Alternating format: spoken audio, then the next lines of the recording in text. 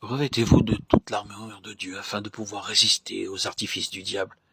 Ayant tout accompli, tenir ferme. Éphésiens 6, 11, 13. Ce passage, l'épître aux Éphésiens, désigne nettement l'adversaire et nous initie au combat à soutenir lorsque, par la vie de résurrection qui agit en nous, nous sommes entrés dans le domaine spirituel. Fortifiez-vous dans le Seigneur, dit l'apôtre, dans la force de sa puissance. Éphésiens 6, 18. Ce conseil implique que ceux auxquels il s'adressait avaient cessé de regarder à eux-mêmes et de compter sur leur propre force. Effectivement, ils ont été vivifiés avec Christ et sont ressuscités avec lui. En lui, ils ont déjà pénétré dans les lieux célestes. Éphésiens 2, 5, 6. Il est donc assuré et certain, celui qui a revêtu l'homme nouveau, Éphésiens 4, 24, de suivre, de marcher selon la volonté de Christ. Car ceux-là connaissent leur entière faiblesse. Comment marcheront-ils à la rencontre de l'ennemi? En revêtant l'homme nouveau, ils sont crucifiés avec Christ, et c'est Christ qui leur communique sa vie, instant après instant. Que doivent-ils faire? Faut-il combattre? Leur force sera de rester en Christ.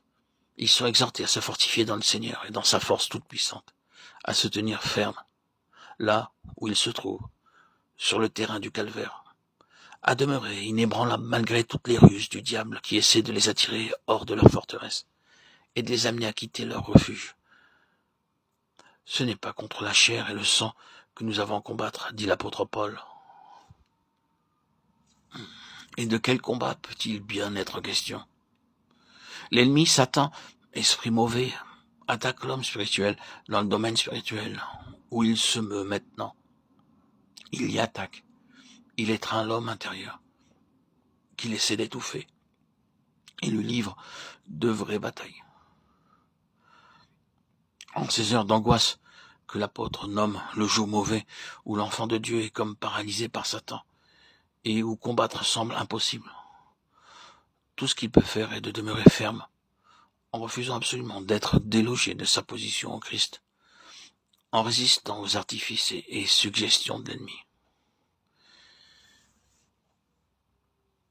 Bien qu'en ces heures douloureuses, il semble que ce soit aux hommes que nous ayons affaire, l'apôtre nous avertit que ceux-ci ne sont que des instruments, et que derrière eux, il y a Satan, que la lutte n'est pas contre la chair et le sang, mais contre le grand adversaire lui-même.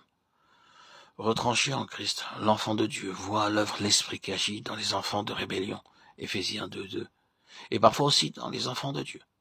Pierre, essayant de dissuader le Christ du chemin de la croix, nous en fournit un exemple.